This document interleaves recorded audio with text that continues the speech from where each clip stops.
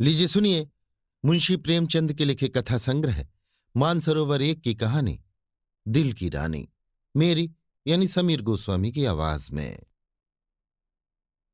जिन वीर तुर्कों के प्रखर प्रताप से ईसाई दुनिया कांप रही थी, उन्हीं का रक्त आज कुस्तुनतुनिया की गलियों में बह रहा है। वही कुस्तुनतुनिया जो 100 साल पहले तुर्कों के आतंक से आहत हो रहा था, आज उनके गर्म रक्त से अपना कलेजा ठंडा कर रहा है और तुर्की सेनापति 1 लाख सिपाहियों के साथ तैमूरी तेज के सामने अपनी किस्मत का फैसला सुनने के लिए खड़ा है।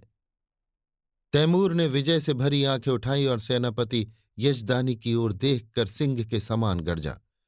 क्या चाहते हो, जिंदगी या मौत? यजदानी ने गर्व से सिर उठाकर कहा, इज्जत की जिंदगी मिले तो जिंदगी वरना मौत। तैमूर का क्रोध प्रचंड हो उठा। उसने बड़े बड़े अभिमानियों का सिर नीचा कर दिया था। ये जवाब इस अवसर पर सुनने की उसे ताव न थी। इन 1 लाख आदमियों की जान उसकी मुट्ठी में है। इन्हें वो एक क्षण में मसल सकता है। उस पर इतना अभिमान। इज्जत की जिंदगी, इसका यही तो अर्थ है कि गरीबों का जीवन अमीरों के भोग विलास पर बलिदान किया जाए। वही शराब की मजलिसें, वही अर्मीनिया और काफ की परियां। नहीं, तैमूर ने खलीफा बायजीद का घमंड इसलिए नहीं तोड़ा है कि तुर्कों को फिर उसी मदांध स्वाधीनता में इस्लाम का नाम डुबाने को छोड़ दे। तब उसे इतना रक्त बहाने की क्या जरूरत थी? मानव रक्त का प्रवाह संगीत का प्रवाह नहीं, रस का प्रवाह नहीं, एक विभत्स दृश्य है जिसे देखकर आंखें मुंह फेर लेती हैं, हृदय सिर झुका लेता है। तैमूर हिंसक पशु नहीं है जो ये दृश्य देखने के लिए अपने जीवन की बाजी लगा दे। वो अपने शब्दों में धिक्कार भरकर बोला, जिसे तुम इज्जत की जिंदगी कहते हो, वो गुनाह और जहन्नुम की जिंदगी है। यजदानी को तैमूर से दया या क्षमा की आशा न थी। उसकी या उसके योद्धाओं की जान किसी तरह नहीं बच सकती। फिर ये क्यों दबे और क्यों न जान पर खेलकर तैमूर के प्रति उसके मन में जो घृणा है उसे प्रकट कर दे। उसने एक बार कातर नेत्रों से उस रूपवान युवक की ओर देखा जो उसके पीछे खड़ा जैसे अपनी जवानी की लगाम खींच रहा था। सान पर चढ़े हुए इस्पात के समान उसके अंग अंग से अतुल क्रोध की चिंगारियां निकल रही थीं। यजदानी ने उसकी सूरत देखी और जैसे अपनी खींची हुई तलवार म्यान में कर ली और खून के घूंट पीकर बोला, जहां पनाह इस वक्त फतहमंद है, लेकिन अपराध क्षमा हो तो कह दूं कि अपने जीवन के विषय में तुर्कों को तातारियों से उपदेश लेने की जरूरत नहीं। दुनिया से अलग तातार के ऊसर मैदानों में न त्याग और व्रत की उपासना की जा सकती है, न मयस्सर होने वाले पदार्थों का बहिष्कार किया जा सकता है। पर जहां खुदा ने नेमतों की वर्षा की हो, वहां उन नेमतों का भोग न करना नाशुक्री है। अगर तलवार की सभ्यता की सनद होती तो गाल कौम रोमनों से कहीं ज्यादा सभ्य होती। तैमूर जोर से हंसा और उसके सिपाहियों ने तलवारों पर हाथ रख लिए। तैमूर का ठहाका मौत का ठहाका था या गिरने वाले वज्र का तड़ाका। तातार वाले पशु हैं क्यों? मैं ये नहीं कहता। तुम कहते हो खुदा ने तुम्हें ऐश करने के लिए पैदा किया है। मैं कहता हूं ये कुफ्र है। खुदा ने इंसान को बंदगी के लिए पैदा किया है और इसके खिलाफ जो कोई कुछ करता है वो काफिर है, जहन्नुमी है।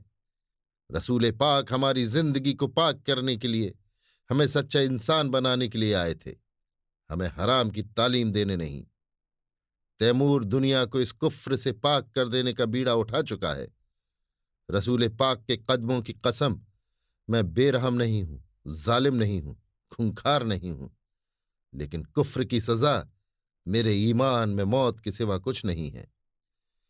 उसने तातारी सिपह सालार की तरफ कातिल नजरों से देखा और तत्क्षण एक देव सा आदमी तलवार सौंतकर यजदानी के सिर पर आ पहुंचा। तातारी सेना भी तलवारें खींच खींच कर तुर्की सेना पर टूट पड़ी और दम के दम में कितनी ही लाशें जमीन पर फड़कने लगीं। सहसा वही रूपवान युवक जो यजदानी के पीछे खड़ा था आगे बढ़कर तैमूर के सामने आया और जैसे मौत को अपनी दोनों बंधी हुई मुट्ठियों में मसलता हुआ बोला, ऐ अपने को मुसलमान कहने वाले बादशाह, क्या यही वो इस्लाम है जिसकी तबलीग का तूने बीड़ा उठाया है? इस्लाम की यही तालीम है कि तू उन बहादुरों का इस बेदर्दी से खून बहाए जिन्होंने इसके सिवा कोई गुनाह नहीं किया कि अपने खलीफा और मुल्क की हिमायत की। चारों तरफ सन्नाटा छा गया।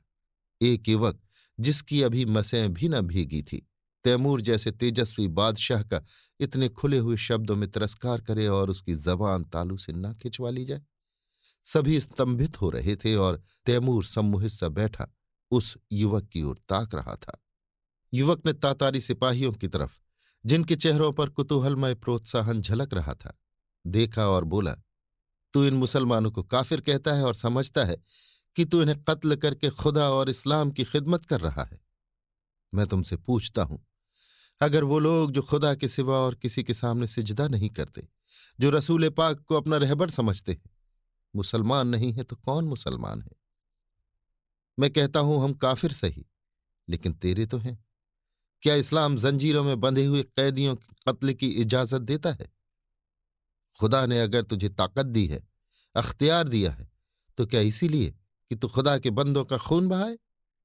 क्या गुनाहगारों को कत्ल करके तू उन्हें सीधे रास्ते पर ले जाएगा? तूने कितनी बेरहमी से 70,000 बहादुर तुर्कों को धोखा देकर सुरंग से उड़वा दिया और उनके मासूम बच्चों और निरपराध स्त्रियों को अनाथ कर दिया। तुझे कुछ अनुमान है? क्या यही कारनामे हैं जिन पर तू अपने मुसलमान होने का गर्व करता है? क्या इसी कत्ल, खून और जुल्म की स्याही से तू दुनिया में अपना नाम रोशन करेगा? तूने तुर्कों के खून बहते दरिया में अपने घोड़ों के सुम नहीं भिगोए हैं, बल्कि इस्लाम को जड़ से खोद कर फेंक दिया है। ये वीर तुर्कों का ही आत्मोत्सर्ग है जिसने यूरोप में इस्लाम की तौहीद फैलाई। आज सोफिया के गिरजे में तुझे अल्लाह अकबर की सदा सुनाई दे रही है। सारा यूरोप इस्लाम का स्वागत करने को तैयार है। क्या ये कारनामे इसी लायक है कि उनका ये इनाम मिले?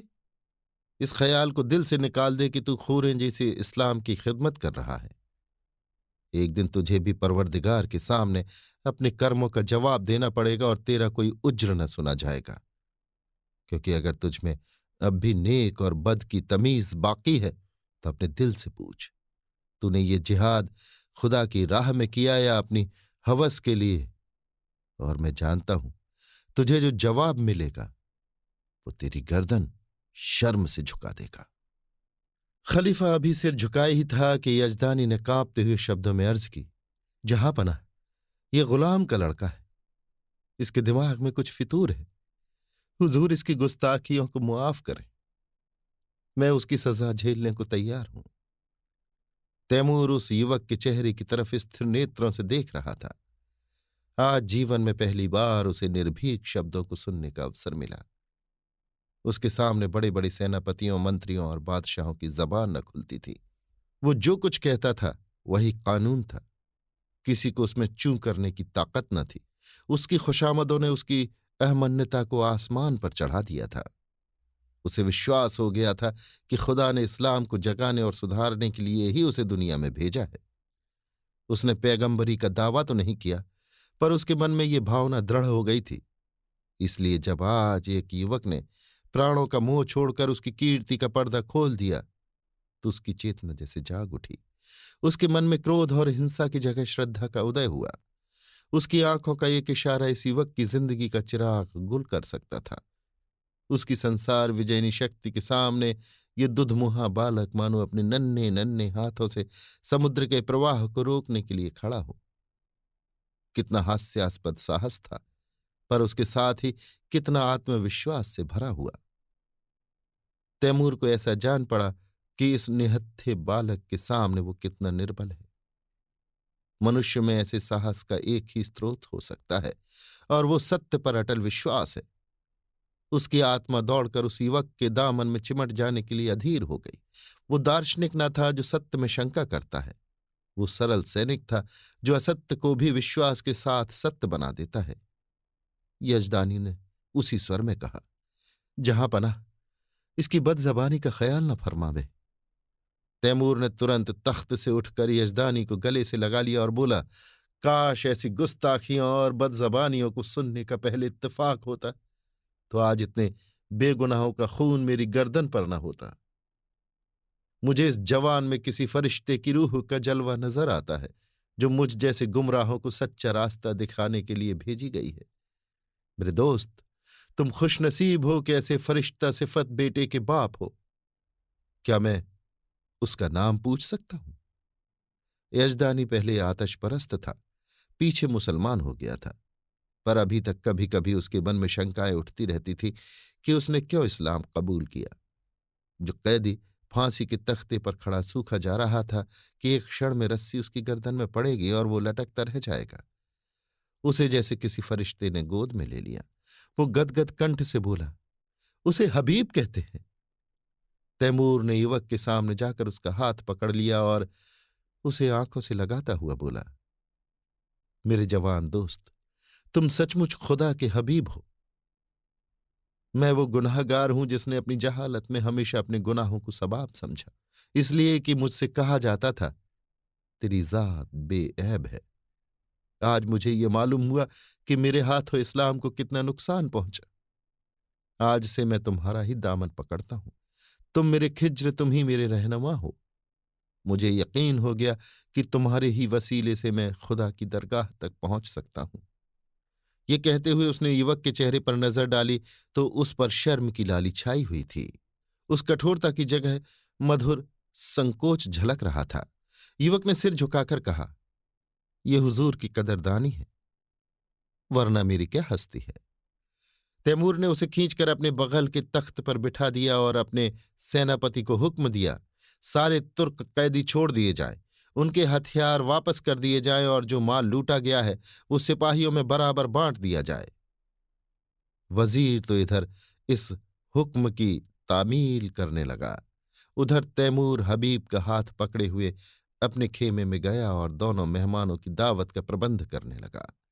और जब भोजन समाप्त हो गया तो उसने अपने जीवन की सारी कथा रो रो कर कह सुनाई, जो आदि से अंत तक मिश्रित पशुता और बर्बरता के कृत्यों से भरी हुई थी। और उसने ये सब कुछ इस भ्रम में किया कि वो ईश्वरीय आदेश का पालन कर रहा है। वो खुदा को कौन मुंह दिखाएगा। रोते रोते उसकी हिचकियां बंध गईं। अंत में उसने हबीब से कहा, मेरे जवान दोस्त, अब मेरा बेड़ा आप ही पार लगा सकते हैं। आपने मुझे राह दिखाई है तो मंजिल पर पहुंचाइए। मेरी बादशाहत को अब आप ही संभाल सकते हैं। मुझे अब मालूम हो गया कि मैं उसे तबाही के रास्ते पर लिए जाता था। मेरी आपसे यही इल्तिजा है कि आप उसकी वजारत कबूल करें। देखिए, खुदा के लिए इनकार न कीजिएगा, वरना मैं कहीं का नहीं रहूंगा। यजदानी ने अर्ज की, हुजूर, इतनी कदरदानी फरमाते हैं तो आपकी इनायत है, लेकिन अभी इस लड़के की उम्र ही क्या है। वजारत की खिदमत ये क्या अंजाम दे सकेगा। अभी तो इसकी तालीम के दिन है। इधर से इनकार होता रहा और उधर तैमूर आग्रह करता रहा। यजदानी इनकार तो कर रहे थे, पर छाती फूली जाती थी। मूसा आग लेने गए थे, पैगंबरी मिल गई। कहाँ मौत के मुंह में जा रहे थे, वजारत मिल गई। लेकिन ये शंका भी थी कि ऐसे अस्थिरचित्त आदमी का क्या ठिकाना। आज खुश हुए, वजारत देने को तैयार हैं, कल नाराज हो गए तो जान की खैरियत नहीं। उन्हें हबीब की लियाकत पर भरोसा था, फिर भी जी डरता था कि बिराने देश में न जाने कैसी पड़े कैसी न पड़े। दरबार वालों में षड्यंत्र होते ही रहते हैं। हबीब नेक है, समझदार है, अफसर पहचानता है, लेकिन वो तजर्बा कहाँ से लाएगा जो उम्र ही से आता है। हबीब यजदानी का लड़का नहीं, लड़की थी। उसका नाम उम्मुतुल हबीब था। जिस वक्त यजदानी और उसकी पत्नी मुसलमान हुए तो लड़की की उम्र कुल 12 साल की थी, पर प्रकृति ने उसे बुद्धि और प्रतिभा के साथ विचार स्वातंत्र भी प्रदान किया था। वो जब तक सत्यासत्य की परीक्षा न कर लेती, कोई बात स्वीकार न करती। माँ बाप के धर्म परिवर्तन से उसे अशांति तो हुई, पर जब तक इस्लाम का अच्छी तरह अध्ययन न कर ले, वो केवल माँ बाप को खुश करने के लिए इस्लाम की दीक्षा नहीं ले सकती थी। माँ बाप भी उस पर किसी तरह का दबाव न डालना चाहते थे। जैसे उन्हें अपने धर्म को बदल देने का अधिकार है, वैसे ही उसे अपने धर्म पर आरूढ़ रहने का भी अधिकार है। लड़की को संतोष हुआ, लेकिन उसने इस्लाम और जरथुश्ते धर्म दोनों ही का तुलनात्मक अध्ययन आरंभ किया और पूरे 2 साल के अन्वेषण और परीक्षण के बाद उसने भी इस्लाम की दीक्षा ले ली। माता पिता फूले न समाये। लड़की उनके दबाव से मुसलमान नहीं हुई है, बल्कि स्वेच्छा से, स्वाध्याय से और ईमान से। 2 साल तक उन्हें जो शंका घेरे रहती थी वो मिट गई। यजदानी के कोई पुत्र न था, और उस युग में जबकि आदमी की तलवार ही सबसे बड़ी अदालत थी, पुत्र का न रहना संसार का सबसे बड़ा दुर्भाग्य था। यजदानी बेटे का अरमान बेटी से पूरा करने लगा। लड़कों ही की भांति उसकी शिक्षा दीक्षा होने लगी। वो बालकों के से कपड़े पहनती, घोड़े पर सवार होती, शस्त्र विद्या सीखती और अपने बाप के साथ अक्सर खलीफा बायजीद के महलों में जाती और राजकुमारी के साथ शिकार खेलने जाती। इसके साथ ही वो दर्शन, काव्य, विज्ञान और अध्यात्म का भी अभ्यास करती थी। यहां तक कि 16वें वर्ष में वो फौजी विद्यालय में दाखिल हो गई और 2 साल के अंदर वहां की सबसे ऊंची परीक्षा पास करके फौज में नौकर हो गई। शस्त्र विद्या और सेना संचालन कला में इतनी निपुण थी और खलीफा बायजीद उसके चरित्र से इतना प्रसन्न था कि पहले ही पहल उसे 1 हजारी मनसब मिल गया। ऐसी युवती के चाहने वालों की क्या कमी। उसके साथ के कितने ही अफसर, राज परिवार के कितने ही युवक उस पर प्राण देते थे, पर कोई उसकी नजरों में न जचता था। नित्य ही निकाह के पैगाम आते थे, पर वो हमेशा इनकार कर देती थी। वैवाहिक जीवन ही से उसे अरुचि थी कि युवतियां कितनी अरमानों से ब्याह कर लाई जाती हैं और फिर कितने निरादर से महलों में बंद कर दी जाती हैं। उनका भाग्य पुरुषों की दया के अधीन है। अक्सर ऊंचे घरानों की महिलाओं से उसको मिलने जुलने का अवसर मिलता था। उनके मुख से उनकी करुण कथा सुनकर वो वैवाहिक पराधीनता से और भी घृणा करने लगी थी, और यजदानी उसकी स्वाधीनता में बिल्कुल बाधा न देता था। लड़की स्वाधीन है, उसकी इच्छा हो विवाह करे या कुंवारी रहे, वो अपनी आप मुख्तार है। उसके पास पैगाम आते तो वो साफ जवाब दे देता, मैं इस बारे में कुछ नहीं जानता, इसका फैसला वही करेगी। यद्यपि एक युवती का पुरुष वेश में रहना, युवकों से मिलना जुलना समाज में आलोचना का विषय था, पर यजदानी और उसकी पत्नी दोनों ही को उसके सतीत्व पर विश्वास था। हबीब के व्यवहार और आचार में उन्हें कोई ऐसी बात नजर न आती थी जिससे उन्हें किसी तरह की शंका होती। यौवन की आंधी और लालसाओं के तूफान में वो 24 वर्षों की वीर बाला अपने हृदय की संपत्ति लिए अटल और अजेय खड़ी थी, मानो सभी युवक उसके सगे भाई हैं। कुस्तुनतुनिया में कितनी खुशियां मनाई गई, हबीब का कितना सम्मान और स्वागत हुआ, उसे कितनी बधाइयां मिली, ये सब लिखने की बात नहीं। शहर तबाह हुआ जाता था। संभव था आज उसके महलों और बाजारों से आग की लपटें निकलती होती। राज्य और नगर को उस कल्पनातीत विपत्ति से बचाने वाला आदमी कितने आदर, प्रेम, श्रद्धा और उल्लास का पात्र होगा, इसकी तो कल्पना भी नहीं की जा सकती। उस पर कितने फूलों और कितने लाल जवाहरों की वर्षा हुई, इसका अनुमान तो कोई कवि ही कर सकता है। और नगर की महिलाएं हृदय के अक्षय भंडार से असीसें निकाल निकाल कर उस पर लुटाती थीं और गर्व से फूली हुई उसका मुंह निहार कर अपने को धन्य मानती थीं। उसने देवियों का मस्तक ऊंचा कर दिया था। रात को तैमूर के प्रस्ताव पर विचार होने लगा। सामने गद्देदार कुर्सी पर यजदानी था, सौम्य, विशाल और तेजस्वी। उसकी दाहिनी तरफ उसकी पत्नी थी, ईरानी लिबास में, आंखों में दया और विश्वास की ज्योति भरे हुए। बाईं तरफ उम्मुतुल हबीब थी, जो इस समय रमणी वेश में मोहनी बनी हुई थी, ब्रह्मचर्य के तेज से दीप्त। यजदानी ने प्रस्ताव का विरोध करते हुए कहा, मैं अपनी तरफ से कुछ नहीं कहना चाहता, लेकिन यदि मुझे सलाह देने का अधिकार है तो मैं स्पष्ट करता हूं कि तुम्हें इस प्रस्ताव को कभी स्वीकार न करना चाहिए। तैमूर से यह बात बहुत दिन तक छिपी नहीं रह सकती कि तुम क्या हो। उस वक्त क्या परिस्थिति होगी मैं नहीं कह सकता, और यहां इस विषय में जो कुछ टीकाएं होंगी वो तुम मुझसे ज्यादा जानती हो। यहां मैं मौजूद था और कुत्सा को मुंह न खोलने देता था, पर वहां तुम अकेली रहोगी और कुत्सा को मनमाने आरोप करने का अवसर मिलता रहेगा। उसकी पत्नी स्वेच्छा को इतना महत्व न देना चाहती थी, बोली, मैंने सुना है तैमूर निगाहों का अच्छा आदमी नहीं है। मैं किसी तरह तुझे न जाने दूंगी। कोई बात हो जाए तो सारी दुनिया हंसे, यूं ही हंसने वाले क्या कम है। इसी तरह स्त्री पुरुष बड़ी देर तक ऊंच नीच सुझाते और तरह तरह की शंकाएं करते रहे, लेकिन हबीब मौन साधे बैठी हुई थी। यजदानी ने समझा हबीब भी उससे सहमत है। झंकार की सूचना देने के लिए ही था कि हबीब ने पूछा, आप तैमूर से क्या कहेंगे? यही जो यहां तय हुआ। मैंने तो अभी कुछ नहीं कहा। मैंने तो समझा तुम भी इससे सहमत हो। जी नहीं। आप उनसे जाकर कह दें मैं स्वीकार करती हूं। माता ने अपनी छाती पर हाथ रखकर कहा, यह क्या गजब करती है बेटी। सोच तो दुनिया क्या कहेगी। यजदानी भी सिर थाम कर बैठ गए, मानो हृदय में गोली लग गई हो। मुंह से एक शब्द भी न निकला। हबीब त्योरियों पर बल डालकर बोली, अम्मी जान, मैं आपके हुक्म से जौ भर भी मुंह नहीं फेरना चाहती। आपको पूरा अख्तियार है मुझे जाने दें या न जाने दें, लेकिन मुल्क की खिदमत का ऐसा मौका शायद मुझे जिंदगी में फिर न मिले। इस मौके को हाथ से खो देने का अफसोस मुझे उम्र भर रहेगा। मुझे यकीन है कि अमीर तैमूर को मैं अपनी दियानत, बेगर्जी और सच्ची वफादारी से इंसान बना सकती हूं, और शायद उसके हाथों खुदा के बंदों का खून इतनी कसरत से न बहे। वो दिलेर है मगर बेरहम नहीं। कोई दिलेर आदमी बेरहम नहीं हो सकता। उसने अब तक जो कुछ किया है मजहब के अंधे जोश में किया है। आज खुदा ने मुझे वो मौका दिया है कि मैं उसे दिखा दूं कि मजहब खिदमत का नाम है, लूट और कत्ल का नहीं। अपने बारे में मुझे मुतलक अंदेशा नहीं है। मैं अपनी हिफाजत आप कर सकती हूं। मुझे दावा है कि अपने फर्ज को नेक नियति से अदा करके मैं दुश्मनों की जुबान भी बंद कर सकती हूं। और मान लीजिए मुझे नाकामी भी हो, तो क्या सच्चाई और हक के लिए कुर्बान हो जाना जिंदगी की सबसे शानदार फतह नहीं है। अब तक मैंने जिस उसूल पर जिंदगी बसर की उसने मुझे धोखा नहीं दिया, और उसी के फैज से आज मुझे ये दर्जा हासिल हुआ है जो बड़े बड़ों के लिए जिंदगी का ख्वाब है। मेरे आजमाए हुए दोस्त मुझे कभी धोखा नहीं दे सकते। तैमूर पर मेरी हकीकत खुल भी जाए तो क्या खौफ, मेरी तलवार मेरी हिफाजत कर सकती है।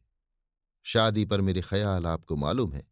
अगर मुझे कोई ऐसा आदमी मिलेगा जिसे मेरी रूह कबूल करती हो, जिसकी जात अपनी हस्ती को खोकर मैं अपनी रूह को ऊंचा उठा सकूं, तो मैं उसके कदमों पर गिरकर अपने को उसकी नजर कर दूंगी। यजदानी ने खुश होकर बेटी को गले लगा लिया। उसकी स्त्री इतनी जल्द आश्वस्त न हो सकी। वो किसी तरह बेटी को अकेली न छोड़ेगी, उसके साथ वो भी जाएगी। कई महीने गुजर गए। युवक हबीब तैमूर का वजीर है, लेकिन वास्तव में वही बादशाह है। तैमूर उसी की आंखों से देखता है, उसी के कानों से सुनता है और उसी की अक्ल से सोचता है। वो चाहता है हबीब आठों पहर उसके पास रहे। उसके सामिप्य में उसे स्वर्ग का सा सुख मिलता है। समरकंद में एक प्राणी भी ऐसा नहीं जो उससे जलता हो। उसके बर्ताव ने सभी को मुग्ध कर लिया है, क्योंकि वो इंसाफ से जौ भर भी कदम नहीं हटाता। जो लोग उसके हाथों चलती हुई न्याय की चक्की में पिस जाते हैं, वे भी उससे सद्भाव ही रखते हैं, क्योंकि वो न्याय को जरूरत से ज्यादा कटु नहीं होने देता। संध्या हो गई थी। राज्य कर्मचारी जा चुके थे। क्षमादान में मोम की बत्तियां जल रही थीं। अगर की सुगंध से सारा दीवान खाना महक रहा था। हबीब उठने ही को था कि चौबदार ने आकर खबर दी, हुजूर जहां पनाह तशरीफ ला रहे हैं। हबीब इस खबर से कुछ प्रसन्न नहीं हुआ। अन्य मंत्रियों की भांति वो तैमूर की सोहबत का भूखा नहीं है। वो हमेशा तैमूर से दूर रहने की चेष्टा करता है। ऐसा शायद ही कभी हुआ हो कि उसने शाही दस्तरखान पर भोजन किया हो। तैमूर की मजलिसों में भी वो कभी शरीक नहीं होता। उसे जब शांति मिलती है तब एकांत में अपनी माता के पास बैठकर दिन भर का माजरा उससे कहता है, और वो उस पर अपनी पसंद की मुहर लगा देती है। उसने द्वार पर जाकर तैमूर का स्वागत किया। तैमूर ने मसनद पर बैठते हुए कहा, मुझे ताज्जुब होता है कि तुम इस जवानी में जाहिदों की सी जिंदगी कैसे बसर करते हो हबीब। खुदा ने तुम्हें वो हुस्न दिया है कि हसीन से हसीन नाजनीन भी तुम्हारी माशूक बनकर अपने को खुश नसीब समझेगी। मालूम नहीं तुम्हें खबर है या नहीं, जब तुम अपने मुश्की घोड़े पर सवार होकर निकलते हो तो समरकंद की खिड़कियों पर हजारों आंखें तुम्हारी एक झलक पाने के लिए मुंतजिर बैठी रहती हैं, पर तुम्हें किसी तरफ आंखें उठाते नहीं देखा। मेरा खुदा गवाह है, मैं कितना चाहता हूं कि तुम्हारे कदमों के नक्शे पर चलूं, पर दुनिया मेरी गर्दन नहीं छोड़ती। मैं चाहता हूं जैसे तुम दुनिया में रहकर भी दुनिया से अलग रहते हो, वैसे मैं भी रहूं, लेकिन मेरे पास न वो दिल है न वो दिमाग। मैं हमेशा अपने आप पर, सारी दुनिया पर दांत पीसता रहता हूं। जैसे मुझे हरदम खून की प्यास लगी रहती है, जिसे तुम बुझने नहीं देते, और ये जानते हुए भी कि तुम जो कुछ करते हो उससे बेहतर कोई दूसरा नहीं कर सकता। मैं अपने गुस्से को काबू में नहीं रख सकता। तुम जिधर से निकलते हो मोहब्बत और रोशनी फैला देते हो। जिसको तुम्हारा दुश्मन होना चाहिए वो तुम्हारा दोस्त है। मैं जिधर से निकलता हूं नफरत और शुबहा फैलाता हुआ निकलता हूं। जिसे मेरा दोस्त होना चाहिए वो भी मेरा दुश्मन है। दुनिया में बस एक ही जगह है जहां मुझे आफियत मिलती है। अगर तुम समझते हो ये ताज और तख्त मेरे रास्ते के रोड़े हैं तो खुदा की कसम मैं आज इन पर लात मार दूं। मैं आज तुम्हारे पास यही दरख्वास्त लेकर आया हूं कि तुम मुझे वो रास्ता दिखाओ जिससे मैं सच्ची खुशी पा सकूं। मैं चाहता हूं तुम इसी महल में रहो ताकि मैं तुमसे सच्ची जिंदगी का सबक सीखूं। हबीब का हृदय धक से हो उठा। कहीं अमीर पर नारित्व का रहस्य खुल तो नहीं गया। उसकी समझ में न आया कि उसे क्या जवाब दे। उसका कोमल हृदय तैमूर की इस करुण आत्मग्लानि पर द्रवित हो गया। जिसके नाम से दुनिया कांपती है वो उसके सामने एक दयनीय प्राणी बना हुआ उससे प्रकाश की भिक्षा मांग रहा है। तैमूर की उस कठोर विकृत शुष्क हिंसात्मक मुद्रा में उसे एक स्निग्ध मधुर ज्योति दिखाई दी। मानो उसका जागृत विवेक भीतर से झांक रहा हो। उसे अपना स्थिर जीवन जिसमें ऊपर उठने की स्मृति ही न रही थी इस विफल उद्योग के सामने तुच्छ जान पड़ा। उसने मुग्ध कंठ से कहा, हुजूर, इस गुलामी की इतनी कद्र करते हैं ये मेरी खुशनसीबी है, लेकिन मेरा शाही महल में रहना मुनासिब नहीं। तैमूर ने पूछा, क्यों? इसलिए कि जहां दौलत ज्यादा होती है वहां डाके पड़ते हैं, और जहां कद्र ज्यादा होती है वहां दुश्मन भी ज्यादा होते हैं। तुम्हारा भी कोई दुश्मन हो सकता है। मैं खुद अपना दुश्मन हो जाऊंगा। आदमी का सबसे बड़ा दुश्मन गरूर है। तैमूर को जैसे कोई रत्न मिल गया। उसे अपनी मनः संतुष्टि का आभास हुआ। आदमी का सबसे बड़ा दुश्मन गरूर है। इस वाक्य को मन ही मन दोहरा कर उसने कहा, तुम मेरे काबू में कभी ना आओगे हबीब। तुम वो परिंदा हो जो आसमान में ही उड़ सकता है। उसे सोने के पिंजड़े में भी रखना चाहो तो फड़फड़ाता रहेगा। खैर, खुदा हाफिज। वो तुरंत अपने महल की ओर चला, मानो उस रत्न को सुरक्षित स्थान में रख देना चाहता हो। ये वाक्य पहली बार उसने न सुना था, पर आज इससे जो ज्ञान, जो आदेश, जो सत्प्रेरणा उसे मिली वो कभी न मिली थी। इस्तखर के इलाके से बगावत की खबर आई है। हबीब को शंका है कि तैमूर वहां पहुंचकर कहीं कत्लेआम न कर दे। वो शांतिमय उपायों से इस विद्रोह को ठंडा करके तैमूर को दिखाना चाहता है कि सद्भावना में कितनी शक्ति है। तैमूर उसे इस मुहिम पर नहीं भेजना चाहता, लेकिन हबीब के आग्रह के सामने बेबस है।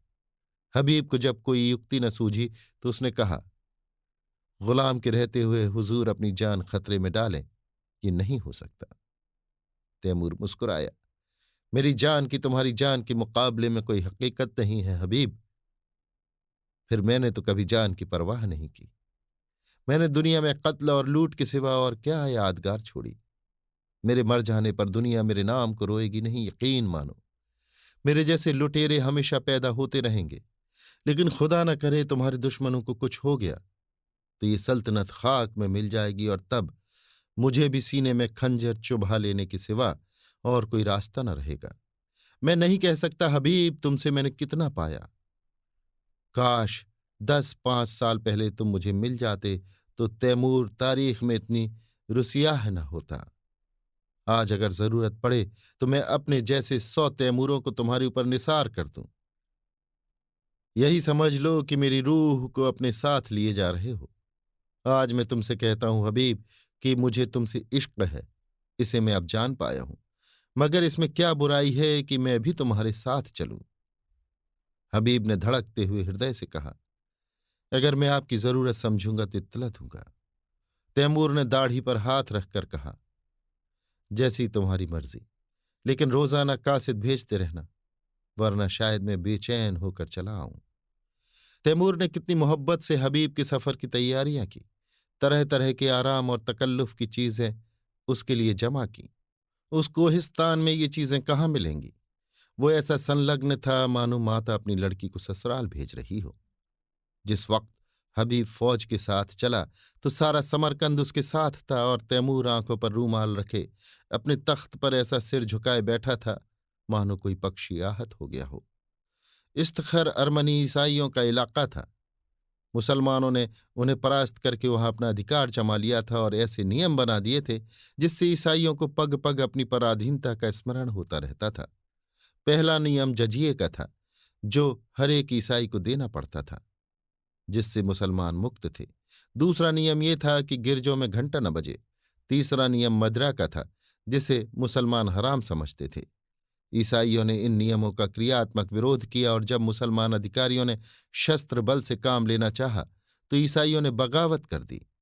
मुसलमान सूबेदार को कैद कर लिया और किले पर सलीबी झंडा उड़ने लगा। हबीब को यहां आज दूसरा दिन है, पर इस समस्या को कैसे हल करे। उसका उदार हृदय कहता था ईसाइयों पर इन बंधनों का कोई अर्थ नहीं। हर एक धर्म का समान रूप से आदर होना चाहिए, लेकिन मुसलमान इन कैदों को हटा देने पर कभी राजी न होंगे। और ये लोग मान भी जाएं तो तैमूर क्यों मानने लगा। उसके धार्मिक विचारों में कुछ उदारता आई है, फिर भी वो इन कैदों को उठाना कभी मंजूर न करेगा। लेकिन क्या वो ईसाइयों को सजा दे कि वे अपनी धार्मिक स्वाधीनता के लिए लड़ रहे हैं? जिसे वो सत्य समझता है उसकी हत्या कैसे करे? नहीं, उसे सत्य का पालन करना होगा, चाहे इसका नतीजा कुछ भी हो। अमीर समझेंगे मैं जरूरत से ज्यादा बढ़ा जा रहा हूं। कोई मुजायका नहीं। दूसरे दिन हबीब ने प्रातःकाल डंके की चोट ऐलान कराया, जजिया माफ किया गया, शराब और घंटों पर कोई कैद नहीं है।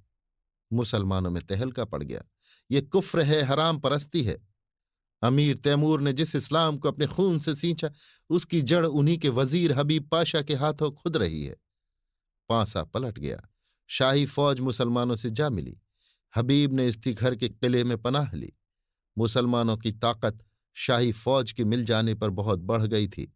उन्होंने किला घेर लिया और ये समझकर कि हबीब ने तैमूर से बगावत की है, तैमूर के पास इसकी सूचना देने और परिस्थिति समझाने के लिए कासिद भेजा।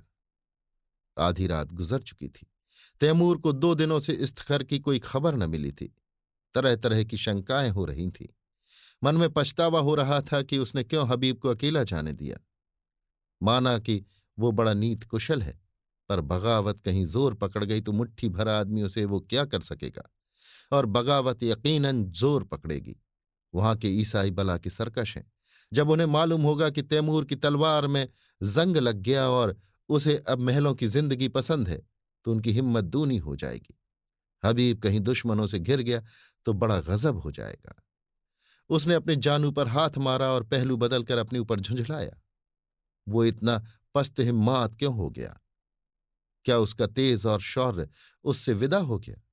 जिसका नाम सुनकर दुश्मन में कंपन पड़ जाता था, वो आज अपना मुंह छिपाकर महलों में बैठा हुआ है। दुनिया की आंखों में इसका यही अर्थ हो सकता है कि तैमूर अब मैदान का शेर नहीं, कालीन का शेर हो गया है। हबीब फरिश्ता है जो इंसान की बुराइयों से वाकिफ नहीं। जो रहम और साफ दिली और बेगर्जी का देवता है, वो क्या जाने इंसान कितना शैतान हो सकता है। अमन के दिनों में तो ये बातें कौम और मुल्क को तरक्की के रास्ते पर ले जाती हैं, पर जंग में, जबकि शैतानी जोश का तूफान उठता है, इन खुशियों की गुंजाइश नहीं। उस वक्त तो उसी की जीत होती है जो इंसानी खून का रंग खेले, खेतों खलिहानों को जलाए, जंगलों को बसाए और बस्तियों को वीरान करे। अमन का कानून जंग के कानून से जुदा है। सहसा चौबदार ने इस्तखर से एक कासिद के आने की खबर दी। कासिद ने जमीन चूमी और एक किनारे अदब से खड़ा हो गया। तैमूर का रौब ऐसा छा गया कि जो कुछ कहने आया था वो भूल गया। तैमूर ने त्योरियां चढ़ाकर पूछा, क्या खबर लाया है? 3 दिन के बाद आया, अभी तो इतनी रात गए। कासिद ने फिर जमीन चूमी और बोला, खुदाबंद वजीर साहब ने जजिया मुआफ कर दिया। तैमूर गरज उठा, क्या कहता है? जजिया माफ कर दिया? हाँ खुदाबंद। किसने? वजीर साहब ने। किसके हुक्म से? अपने हुक्म से हुजूर। और हुजूर शराब का भी हुक्म दे दिया। गिरजों में घंटे बजाने का भी हुक्म हो गया है। और खुदाबंद ईसाइयों से मिलकर मुसलमानों पर हमला कर दिया। तो मैं क्या करूं? हुजूर हमारे मालिक हैं, अगर हमारी कुछ मदद न हुई तो वहां एक मुसलमान भी जिंदा न बचेगा। हबीब पाशा इस वक्त कहाँ है? इस्तखर के किले में हुजूर। और मुसलमान क्या कर रहे हैं? हमने ईसाइयों को किले में घेर लिया है। उन्हीं के साथ हबीब को भी? हाँ हुजूर, वो हुजूर से बागी हो गए। और इसलिए मेरे वफादार इस्लाम के खादिमों ने उन्हें कैद कर रखा है। मुमकिन है मेरे पहुंचते पहुंचते उन्हें कत्ल भी कर दे। बदजात, दूर हो जा मेरे सामने से। मुसलमान समझते हैं हबीब मेरा नौकर है और मैं उसका आका हूं। ये गलत है, झूठ है। इस सल्तनत का मालिक हबीब है। तैमूर उसका अदना गुलाम है। उसके फैसले में तैमूर दस्तंदाजी नहीं कर सकता। बेशक जजिया मुआफ होना चाहिए। मुझे मजाज नहीं कि दूसरे मजहब वालों से उनके ईमान का तावान लूं। कोई मजाज नहीं है। अगर मस्जिद में अजान होती है तो कलीसा में घंटा क्यों ना बजे? घंटे की आवाज में कुफ्र नहीं है। काफिर वो है जो दूसरों का हक छीन ले, जो गरीबों को सताए, दगाबाज हो, खुदगरज हो। काफिर वो नहीं जो मिट्टी या पत्थर के एक टुकड़े में खुदा का नूर देखता हो, जो नदियों और पहाड़ों में, दरख्तों और झाड़ियों में खुदा का जलवा पाता हो। वो हमसे और तुमसे ज्यादा खुदा परस्त है, जो मस्जिद में खुदा को बंद समझते हैं। तू समझता है मैं कुफ्र बक रहा हूं? किसी को काफिर समझना ही कुफ्र है। हम सब खुदा के बंदे हैं, सब। बस जा और उन बागी मुसलमानों से कह दे, अगर फौरन मुहासरा न उठा लिया गया तो तैमूर कयामत की तरह आ पहुंचेगा। कासिद हत बुद्धि सा खड़ा ही था कि बाहर खतरे का बिगुल बज उठा और फौजें किसी समर यात्रा की तैयारी करने लगी। तीसरे दिन तैमूर इस्तखर पहुंचा तो किले का मुहासरा उठ चुका था। किले की तोपों ने उसका स्वागत किया। हबीब ने समझा तैमूर ईसाइयों को सजा देने आ रहा है। ईसाइयों के हाथ पांव फूले हुए थे, मगर हबीब मुकाबले के लिए तैयार था। ईसाइयों के स्वप्न की रक्षा में यदि जान भी जाए तो कोई गम नहीं। इस मामले पर किसी तरह का समझौता नहीं हो सकता। तैमूर अगर तलवार से काम लेना चाहता है तो उसका जवाब तलवार से दिया जाएगा। मगर ये क्या बात है? शाही फौज सफेद झंडा दिखा रही है। तैमूर लड़ने नहीं, सुलह करने आया है। उसका स्वागत दूसरी तरह का होगा। ईसाई सरदारों को साथ लिए हबीब किले के बाहर निकला। तैमूर अकेला घोड़े पर सवार चला आ रहा था। हबीब घोड़े से उतरकर आदाब बजा लाया। तैमूर घोड़े से उतर पड़ा और हबीब का माथा चूम लिया और बोला, मैं सब सुन चुका हूं हबीब। तुमने बहुत अच्छा किया और वही किया जो तुम्हारे सिवा दूसरा नहीं कर सकता था। मुझे जजिया लेने का या ईसाइयों से मजहबी हक छीनने का कोई मजाज न था। मैं आज दरबार करके इन बातों को तस्दीक कर दूंगा और तब मैं एक ऐसी तजवीज बनाऊंगा जो कई दिन से मेरे जेहन में आ रही है और मुझे उम्मीद है मंजूर करना पड़ेगा। हबीब के चेहरे का रंग उड़ रहा था। कहीं हकीकत खुल तो नहीं गई? वो क्या तजवीज है? उसके मन में खलबली पड़ गई। तैमूर ने मुस्कुराकर पूछा, तुम मुझसे लड़ने को तैयार थे? हबीब ने शर्माते हुए कहा, हक के सामने अमीर तैमूर की भी कोई हकीकत नहीं। बेशक बेशक, तुम में फरिश्तों का दिल है तो शेरों की हिम्मत भी है। लेकिन अफसोस यही है कि तुमने गुमान ही क्यों किया कि तैमूर तुम्हारे फैसले को मनसूख कर सकता है। ये तुम्हारी जात है जिसने मुझे बतलाया है कि सल्तनत किसी आदमी की जायदाद नहीं बल्कि एक ऐसा दरख्त है जिसकी हर एक शाख और पत्ती एक सी खुराक पाती है। दोनों किले में दाखिल हुए। सूरज डूब चुका था। आन की आन में दरबार लग गया और उसमें तैमूर ने ईसाइयों के धार्मिक अधिकारों को स्वीकार किया। चारों तरफ से आवाज आई, खुदा हमारे शहंशाह की उम्र दराज करे। तैमूर ने उसी सिलसिले में कहा, दोस्तों, मैं इस दुआ का हकदार नहीं हूं। जो चीज मैंने आपसे जबरन ली थी उसे आपको वापस देकर मैं दुआ का काम नहीं कर रहा हूं। इससे कहीं ज्यादा मुनासिब यह है कि आप मुझे लानत दें कि मैंने इतने दिनों तक आपके हकों से आपको मरहूम रखा। चारों तरफ से आवाज आई, मरहबा मरहबा। दोस्तों, उन हकों के साथ साथ मैं आपकी सल्तनत भी आपको वापस करता हूं, क्योंकि खुदा की निगाह में सभी इंसान बराबर हैं और किसी कौम या शख्स को दूसरी कौम पर हुकूमत करने का अख्तियार नहीं है। आज से आप अपने बादशाह हैं। मुझे उम्मीद है कि आप भी मुस्लिम आबादी को उसके जायज हकों से मरहूम न करेंगे। मगर कभी ऐसा मौका आए कि कोई जाबिर कौम आपकी आज़ादी छीनने की कोशिश करे तो तैमूर आपकी मदद को हमेशा तैयार रहेगा। किले में जश्न खत्म हो चुका है। उमरा और हुक्काम रुखसत हो चुके हैं। दीवाने खास में सिर्फ तैमूर और हबीब रह गए हैं। हबीब के मुख पर आज स्मित हास्य की वो छटा है जो सदैव गंभीरता के नीचे दबी रहती थी। आज उसके कपोलों पर जो लाली, आंखों में जो नशा, अंगों में जो चंचलता है, वो और कभी नजर न आई थी। वो कई बार तैमूर से शोखियां कर चुका है, कई बार हंसी कर चुका है। उसकी युवती चेतना पद और अधिकार को भूल कर चहकती फिरती है। सहसा तैमूर ने कहा, हबीब, मैंने आज तक तुम्हारी हर एक बात मानी है। अब मैं तुमसे ये तजवीज करता हूं जिसका मैंने जिक्र किया था, उसे तुम्हें कबूल करना पड़ेगा। हबीब ने धड़कते हुए हृदय से सिर झुकाकर कहा, फरमाइए। पहले वायदा करो कि तुम कबूल करोगे। मैं तो आपका गुलाम हूं। नहीं, तुम मेरे मालिक हो, मेरी जिंदगी की रोशनी हो। तुमसे मैंने जितना फैज पाया है उसका अंदाजा नहीं कर सकता। मैंने अब तक सल्तनत को अपनी जिंदगी की सबसे प्यारी चीज समझा था। इसके लिए मैंने वो सब कुछ किया जो मुझे ना करना चाहिए था।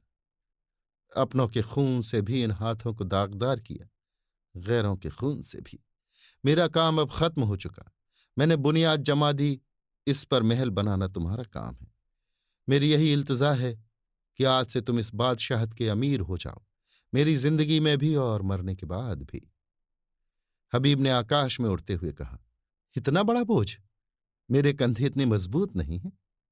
तैमूर ने दीन आग्रह के स्वर में कहा, नहीं मेरे प्यारे दोस्त, मेरी ये इल्तजा माननी पड़ेगी। हबीब की आंखों में हंसी थी, अधरों पर संकोच। उसने आहिस्ता से कहा, मंजूर है। तैमूर ने प्रफुल्लित स्वर में कहा, खुदा तुम्हें सलामत रखे। लेकिन अगर आपको मालूम हो जाए कि हबीब एक कच्ची अक्ल की कुंवारी बालिका है तो वो मेरी बादशाहत के साथ मेरे दिल की भी रानी हो जाएगी। आपको बिल्कुल भी ताज्जुब नहीं हुआ? मैं जानता था। कब से? जब से तुमने पहली बार अपनी जालिम आंखों से मुझे देखा था। मगर आपने छिपाया खूब। तुम्ही ने सिखाया।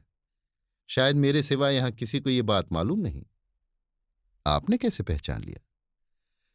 तैमूर ने मतवाली आंखों से देखकर कहा, ये न बताऊंगा। यही हबीब तैमूर की बेगम हमीदा के नाम से मशहूर है। अभी आप सुन रहे थे मुंशी प्रेमचंद के लिखे कथा संग्रह मानसरोवर एक की कहानी दिल की रानी, मेरी यानी समीर गोस्वामी की आवाज में।